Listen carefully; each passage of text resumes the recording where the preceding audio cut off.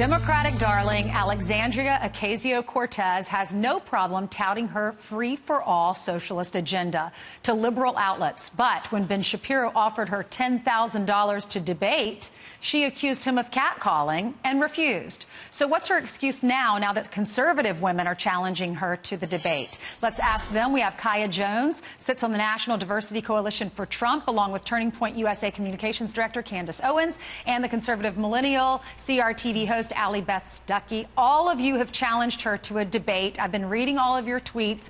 She has not, I don't think, responded. I want to go around the square here and ask. And Candace, I'll start with you, because you were offering her $100,000 to a charity of her choice, thanks to people who have contributed to Turning Point USA. Did you ever hear from her?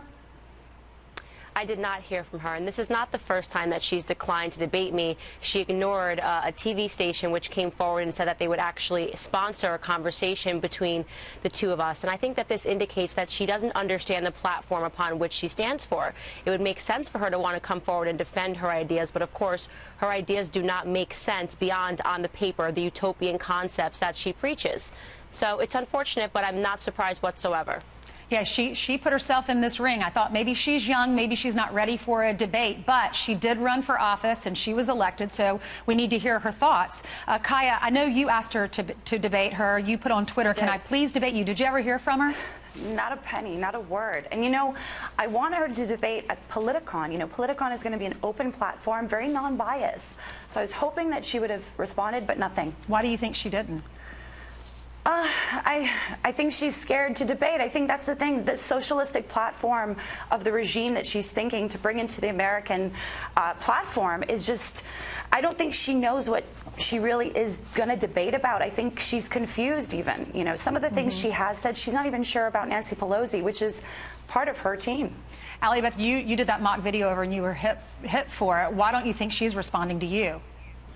Exactly. Well, first of all, let's make something clear. She didn't deny Ben Shapiro's offer to debate based on sexism. She did it based on fear. And the ironic thing is that when I released that satirical interview just a couple weeks ago, she responded by accusing Republicans of being scared of her.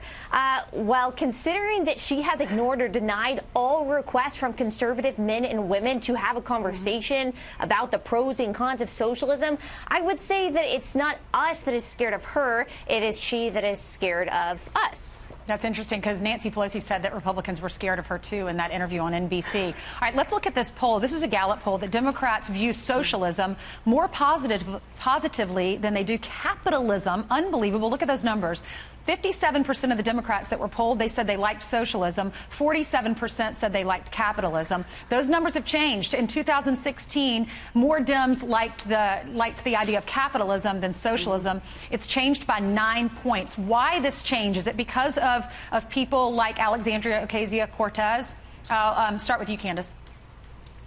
I actually think it's because of the Democrats and their aggressive rhetoric in response to Trump winning the presidential election. They're going to have to contend with this. The more moderate Democrats, which I think is what Nancy Pelosi and Maxine Waters actually are, have been using aggressive rhetoric, accusing everybody of sexism and of racism. And what has been born of this aggressive rhetoric is this extreme left platform which wants to create a utopian society. A utopian society which believes that money can grow on trees, which of course we know it can't. Socialism has killed 100 million people in the last 100 years.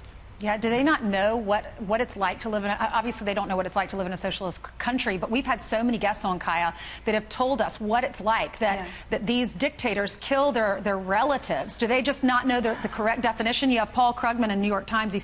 He wrote this on Twitter. A funny thing happens when you demonize universal health care, nutritional aid, and unemployment benefits as socialism. Lots of people decide socialism is okay. Why do they think socialism is okay?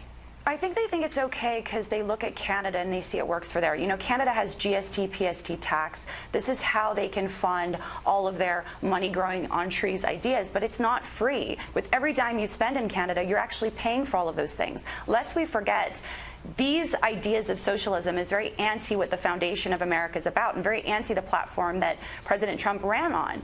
Their sole goal is to get rid of our military, get rid of our police, and they're feeding rhetoric to the American people, fueling an internal war, which is very scary. Allie, Beth, I'll give you the last word. Yeah, you know, I think that Nancy Pelosi and Democratic leadership are unfortunately going to have to get on board with socialism. This is no longer the party of the working man as it used to be maybe a few decades ago. It's the party of free stuff, and they're going to have to get on that train or they're going to get voted out. Okay, well, if Alexandria is watching, I invite her to come on Fox News and we'll have a debate. She can choose one of you or all three of you. Maybe we could get Bernie Sanders to come on with her, and then y'all could debate, both of them. We'll see. That would be fun. That would be a nightmare for them, but fun.